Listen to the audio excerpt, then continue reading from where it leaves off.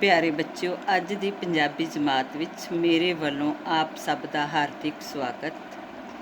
बेटा जी, अज असी CBSE वालों निर्धारित पाठ पुस्तक ਸਾਹਿਤਿਕ रंग भाग 2 विच दर्ज प्रोफैसर IC नंदा की लिखी कांगी बेबे राम भजनी पढ़ांगे। बेबे राम भजनी।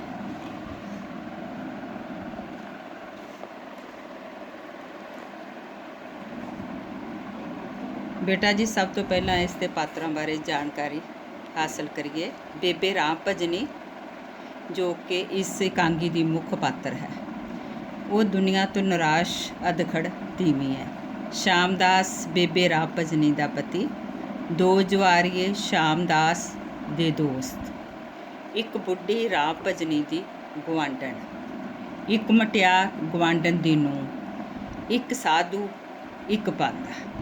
बेटा जी, ये कांगी जिथे उस वेले कांगीकार ने लिखी है, जगह है शहर की गली विच मकान, सामने कमरे विच राम भजनी पूजा दीयां चीज़ां संभाल के एक पासे रखती पई है ते गुणगुणाउंदी है।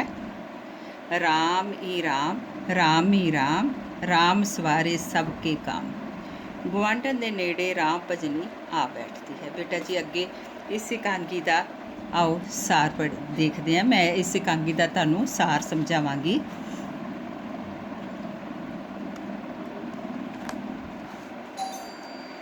एक इस कांगी विच बेबे राम भजनी, जिसका इक्को एक पुत्र बचपन में ही मर गया सी, इस संसार तो उपराम हो चुकी है। उपराम मीनस उदास हो चुकी है। उसका पति शराबी ते जुए का आदी है। ਉਹ ਘਰ ਨੂੰ ਆਰਥਿਕ ਤੌਰ 'ਤੇ ਪੂਰੀ ਤਰ੍ਹਾਂ ਉਜਾੜ ਰਿਹਾ ਹੈ। ਇਸੇ ਨਿਰਾਸ਼ਾ ਦੀ ਵਜ੍ਹਾ ਕਾਰਨ ਉਸ ਵਿੱਚ ਉਦਾਸੀਨਤਾ ਤੇ ਭਗਤੀ ਭਾਵ ਪੈਦਾ ਹੋ ਜਾਂਦੇ ਹਨ। ਉਹ ਆਪਣੇ ਸਾਹਮਣੇ ਮੂਰਤੀਆਂ ਰੱਖ ਕੇ ਪੂਜਾ ਕਰਦੀ ਹੈ। ਆਪਣੀ ਗੁਆਂਢਣ ਨੂੰ ਦੱਸਦੀ ਹੈ ਕਿ ਉਹ ਸਭ ਤੋਂ ਉਪਰਾਮ ਹੋ ਚੁੱਕੀ ਹੈ ਤੇ ਬਾਕੀ ਦੀ ਸਾਰੀ ਜ਼ਿੰਦਗੀ ਤੀਰਥਾਂ 'ਤੇ ਗੁਜ਼ਾਰਨਾ ਚਾਹੁੰਦੀ ਹੈ। देखे ना, तीर्थी जाके अपने हड्ड सुच्चे करे, राम बथेरा दिता होया है। घर विच जो कुछ भी है हथी दान कर देना चाहती है, क्योंकि पिछों संभालण वाला कोई नहीं। पति शराबी ते जुआरिया है, जो पहला ही बहुत सारा घर उजाड़ चुका है।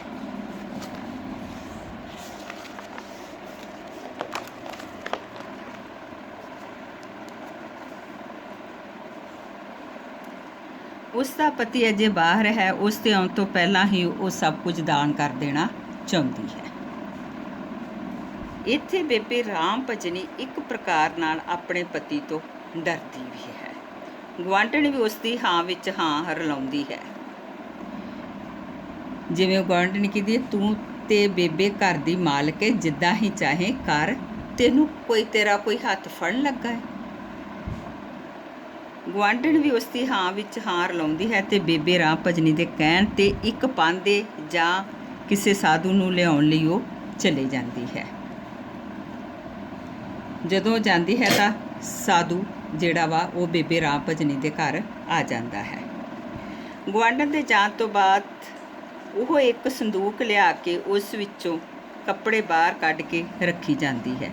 ओह अपने आप नूं ही कहंदी है कि ओह फुलकारियाँ उसके किसी काम नहीं, क्योंकि उसकी कोई नूंह धी हंडाउण वाली नहीं।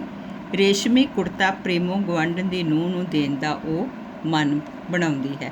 जिवें ओह कहंदे ना, यह फुलकारियाँ भला मेरे किस काम ने, मेरी किहड़ी कोई नूंह है, ना ही धी पाउण हंडाउण लई। यह रेशमी कुर्ते मैं तां प्रेमों भैण दी नूंह नूं ही दिआंगी। अगे आ साधु आउंदा है। उलख माई भगतनी, नरैण हरे नरैण, राम ही राम है।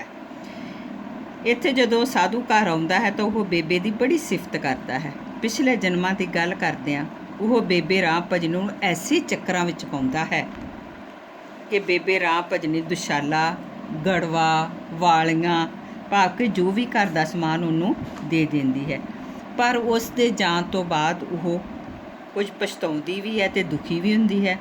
फिर वो अपने भटकदे मन नूं समझा के दान पुण्य करके दुनिया त्यागण दे राह उत्ते अपने मन नूं वो लै आउंदी है।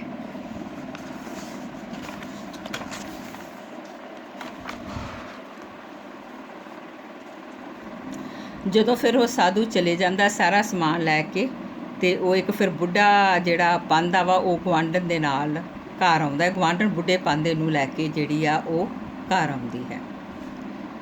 ਗੁਆਂਢਣ ਤੇ ਪਾਂਦਾ ਜਦੋਂ ਘਰ ਆਉਂਦੇ ਹਨ, ਉਹ ਆਦਰ ਲਈ ਚਿੱਟੀ ਚਾਦਰ ਤੇ ਪਾਂਦੇ ਨੂੰ ਬਿਠਾਉਂਦੀ ਹੈ। ਕੌਣ? ਬੇਬੇ ਰਾਮ ਭਜਨੀ। ਆਪਣੇ ਪਤੀ ਦੇ ਬਾਰੇ ਦੱਸਦੀ ਹੈ ਜੋ ਸ਼ਰਾਬੀ ਤੇ ਜੁਆਰੀਆ ਹੈ। ਬੱਚੇ ਦੀ ਬਚਪਨ ਵਿੱਚ ਹੀ ਮੌਤ ਬਾਰੇ ਵੀ ਉਹ ਦੱਸਦੀ ਹੈ।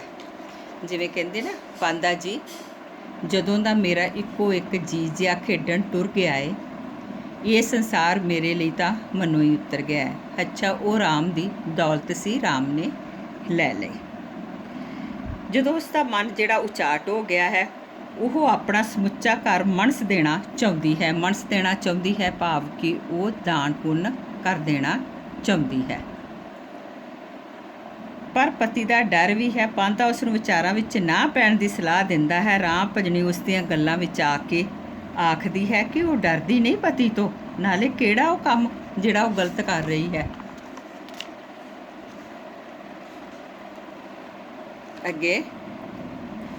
ਅੱਗੇ ਗੁਆਂਢਣ ਇਸ ਤੋਂ ਵਿੱਚ ਇੱਕ ਗੁਆਂਢਣ ਦੀ ਨੂੰਹ ਵੀ ਬੇਬੇ ਰਾਮ ਭਜਨੀ ਦੇ ਘਰ ਆਉਂਦੀ ਹੈ। ਉਹ ਆਪਣੀ ਸੱਸ ਪ੍ਰੇਮੋ ਨੂੰ ਲੱਭਦੀ ਬੇਬੇ ਰਾਮ ਭਜਨੀ ਦੇ ਘਰ ਆ ਜਾਂਦੀ ਹੈ। ਜਦੋਂ ਰਾਮ ਭਜਨੀ ਸਾਰੇ ਗਹਿਣੇ ਕੱਪੜੇ ਤੇ ਭਾਂਡੇ ਪਾਂਦੇ ਨੂੰ ਦੇ ਦਿੰਦੀ ਹੈ, ਤੇ ਪਾਂਦਾ ਜਿਹੜਾ ਵਾ ਇਸ ਤੋਂ ਗੁਆਂਢਣ ਦੀ ਨੂੰਹ ਆਉਣ ਤੋਂ ਪਹਿਲਾਂ ਪਾਂਦਾ ਮੰਤਰ ਪੜ੍ਹ ਕੇ ਸੰਕਲਪ ਕਰਾਉਂਦਾ ਹੈ। ਪਾਂਦਾ ਆਖਦਾ ਹੈ ਕਿ ਉਹ ਘਰ ਨੂੰ ਦਾਨ ਨਾ ਦੇਵੇ। ਰਾਮ ਭਜਨੀ ਨੂੰ ਦੁੱਖ ਹੁੰਦਾ ਹੈ ਕਿ ਉਸਨੇ ਗਲਤੀ ਨਾਲ ਉਹ ਰੇਸ਼ਮੀ ਕੱਪੜੇ ਵੀ ਦੇ ਦਿੱਤੇ ਹਨ ਜੋ ਉਸਨੇ ਪ੍ਰੇਮੋ ਦੀ ਨੂੰਹ ਨੂੰ ਦੇਣ ਲਈ ਰੱਖੇ ਹਨ, ਪਰ ਉਹ ਇੱਕ ਕੁੜਤਾ ਲੱਭ ਕੇ ਪ੍ਰੇਮੋ ਦੀ ਨੂੰਹ ਨੂੰ ਦੇ ਦਿੰਦੀ ਹੈ। ਪਾਂਦਾ ਵਕੀਲਾਂ ਦੇ ਘਰ ਜਾਣ ਦੀ ਕਾਹਲੀ ਕਰਕੇ ਗਾਗਰਾਂ ਮੁੜ ਕੇ ਲੈ ਜਾਣ ਦੀ ਗੱਲ ਕਰਦਾ ਹੈ, ਪਰ ਗੁਆਂਢਣ ਉਸ ਦੇ ਨਾਲ ਗਾਗਰਾਂ ਛੱਡਣ ਜਦੋਂ ਤੁਰ ਜਾਂਦੀ ਹੈ, ਰਾਮ ਭਜਨੀ ਬੈਠ ਕੇ ਆਰਤੀ ਕਰਨ ਲੱਗ ਪੈਂਦੀ ਹੈ। ਤੇ ਉੱਧਰੋਂ ਉਸ ਦੀ ਪ੍ਰੇਮੋ ਦੀ ਨੂੰਹ ਜਿਹੜੀ ਹੈ ਉਹ ਗੁਆਂਢਣ ਦੀ ਨੂੰਹ ਜਿਹੜੀ ਪ੍ਰੇਮੋ ਉਹ ਆ ਜਾਂਦੀ ਹੈ। ਬੇਬੇ ਤੁਹਾਡੇ ਘਰ ਨਹੀਂ, ਭਾਵ ਕਿ ਆਪਣੀ ਸੱਸ ਨੂੰ ਬਾਰੇ ਪੁੱਛਦੀ ਹੈ। ਰਾਮ ਭਜਨੀ ਬੀਬੀ ਆਈ ਸੀ ਪਰ ਪਾਂਦਾ ਜੀ ਦੇ ਘਰ ਤੋੜੀ ਗਈ ਹੈ, ਹੁਣੇ ਆਉਂਦੀ ਹੋਵੇਗੀ, ਬਹਿ ਜਾ। ਉਸ ਤੋਂ ਬਾਅਦ ਉਹ ਗੁਆਂਢਣ ਦੀ ਨੂੰਹ ਉਹਨੂੰ ਲੱਭਣ ਨਹੀਂ ਜਾਂਦੀ, ਲੇਕਿਨ ਉਸ ਦੀ ਜਗ੍ਹਾ 'ਤੇ ਬੇਬੇ ਰਾਮ ਭਜਨੀ ਆਪ ਹੀ ਉਸ ਨੂੰ ਆਪਣੇ ਘਰ ਬਿਠਾ ਕੇ ਪ੍ਰੇਮੋ ਦੀ ਨੂੰਹ ਨੂੰ ਆਪ ਉਹਨੂੰ ਜਿਹੜੀ ਲੱਭਣ ਤੁਰ ਜਾਂਦੀ ਹੈ। ਘਰ ਵਿੱਚ ਬੇਬੇ ਦੇ ਜਾਣ ਤੋਂ ਬਾਅਦ ਸ਼ਾਮਦਾਸ ਆਪਣੇ ਸਾਥੀਆਂ ਨਾਲ ਆ ਜਾਂਦਾ ਹੈ। ਗੁਆਂਢਣ ਦੀ ਨੂੰਹ ਘਬਰਾ ਕੇ ਘਰੋਂ ਚਲੇ ਜਾਂਦੀ ਹੈ। ਜਦੋਂ ਸ਼ਾਮਦਾਸ ਤੇ ਉਸ ਦੇ ਨਾਲ ਦੋ ਜਵਾਰੀਏ ਵੀ ਉਹਨਾਂ ਦੇ ਘਰ ਆਉਂਦੇ ਨੇ ਤਾਂ ਉਹਨੂੰ ਦੇਖ ਕੇ ਘਬਰਾ ਕੇ ਉੱਥੋਂ ਚਲੇ ਜਾਂਦੀ ਹੈ। ਜਵਾਰੀਏ ਬੇਬੇ ਰਾਮ ਭਜਨੀ ਦੇ ਪਤੀ ਸ਼ਾਮਦਾਸ ਤੇ ਸ਼ਰਾਬ ਲੈਣ ਗਏ ਮਗਰੋਂ ਆਪਸ ਵਿੱਚ ਗੱਲਾਂ ਕਰਦੇ ਨੇ ਕਿ 2 ਬਾਜ਼ੀਆਂ ਉਸ ਨੂੰ ਜਿੱਤਣ ਦੇਣ ਦੇ ਬਾਅਦ ਉਸ ਨੂੰ ਹਰਾਇਆ ਜਾਵੇ।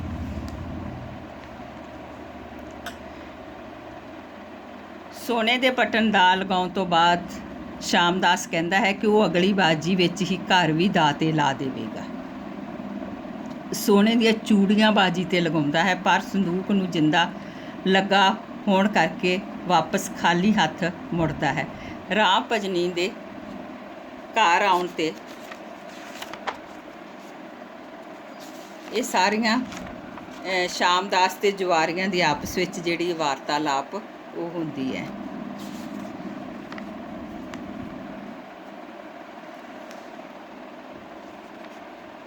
ਉਹ ਜਦੋਂ ਆਪਣੀਆਂ ਚੂੜੀਆਂ ਜਿਹੜੀਆਂ ਵਾ ਸ਼ਾਮਦਾਸ ਜੂਏ ਦੇ ਵਿੱਚ ਜਵਾਰੀਆਂ ਕੋਲ ਹਾਰ ਜਾਂਦਾ ਹੈ ਤਾਂ ਉਹ ਸ਼ਾਮਦਾਸ ਬੇਬੇ ਰਾਮ ਭਜਨੀ ਕੋਲ ਚੂੜੀਆਂ ਬਾਰੇ ਪੁੱਛਦਾ ਹੈ।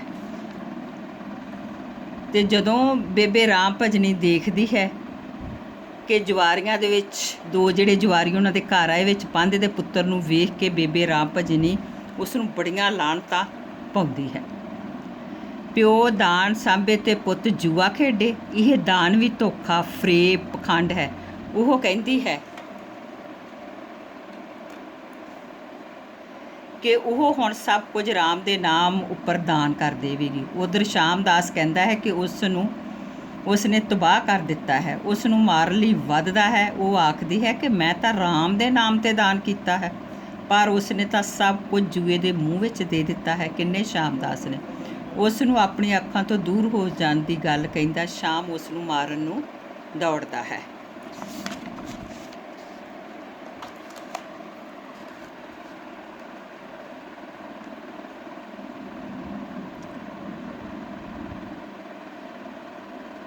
ਰਾਹ ਭਜਨੀ ਰਾਮ ਰਾਮ ਆਖਦੀ ਘਰੋਂ ਨਿਕਲ ਜਾਂਦੀ ਹੈ। ਸ਼ਾਮਦਾਸ ਵੀ ਹਾਏ ਮੇਰੇ ਰਾਮ ਕਰਦਾ ਹੋਇਆ ਘਰੋਂ ਨਿਕਲ ਜਾਂਦਾ ਹੈ। ਬੇਟਾ ਜੀ ਇਸ ਦੀ ਟਿੱਪਣੀ ਦੇਖੋ। ਬੇਬੇ ਰਾਹ ਭਜਨੀ ਇਕਾਂਗੀ ਵਿੱਚ ਇਕਾਂਗੀਕਾਰ ਨੇ ਵਹਿਮ ਭਰਮ, ਇਹਦੇ ਵਿੱਚ ਕਿਹੜੇ ਕਿਹੜੇ ਵਿਸ਼ੇ ਜਿਹੜੇ ਉਹ ਇਕਾਂਗੀਕਾਰ ਨੇ ਛੂਏ ਨੇ? ਵਹਿਮ ਭਰਮ, ਧਾਰਮਿਕ ਪਖੰਡ, ਜੂਏ, ਸ਼ਰਾਬ ਤੇ ਜੂਏ ਵਰਗੀਆਂ ਸਮਾਜਿਕ ਬੁਰਾਈਆਂ ਉੱਪਰ ਵਿਅੰਗ ਕੱਸਿਆ ਹੈ। ਬੇਬੇ ਰਾਹ ਭਜਨੀ ਇੱਕ ਧਾਰਮਿਕ ਵਿਚਾਰਾਂ ਵਾਲੀ ਔਰਤ ਹੈ, ਪਰ ਉਸ ਦਾ ਪਤੀ ਸ਼ਰਾਬੀ ਜੂਏਬਾਜ਼ ਹੈ। ਉਹ ਪੂਜਾ ਪਾਠ ਵਿੱਚ ਵਿਸ਼ਵਾਸ ਕਰਦੀ ਹੈ। ਉਹ ਆਪਣੇ ਪਤੀ ਸ਼ਾਮਦਾਸ ਦੀਆਂ ਬੁਰੀਆਂ ਆਦਤਾਂ ਤੋਂ ਬਹੁਤ ਦੁਖੀ ਹੈ। ਉਸ ਨੂੰ ਹਮੇਸ਼ਾ ਚਿੰਤਾ ਇਹ ਸਤਾਉਂਦੀ ਰਹਿੰਦੀ ਹੈ ਕਿ ਉਹ ਘਰ ਦੀਆਂ ਚੀਜ਼ਾਂ ਇੰਝ ਹੀ ਗਵਾ ਦੇਵੇਗਾ। ਇਸ ਹਾਲਤ ਵਿੱਚ ਉਹ ਇੱਕ ਸਾਧੂ ਅਤੇ ਪਾਂਧੇ ਨੂੰ ਘਰ ਦੀਆਂ ਜਿਹੜੀਆਂ ਕੀਮਤੀ ਚੀਜ਼ਾਂ ਹੈ ਉਹ ਦਾਨ ਕਰ ਦਿੰਦੀ ਹੈ।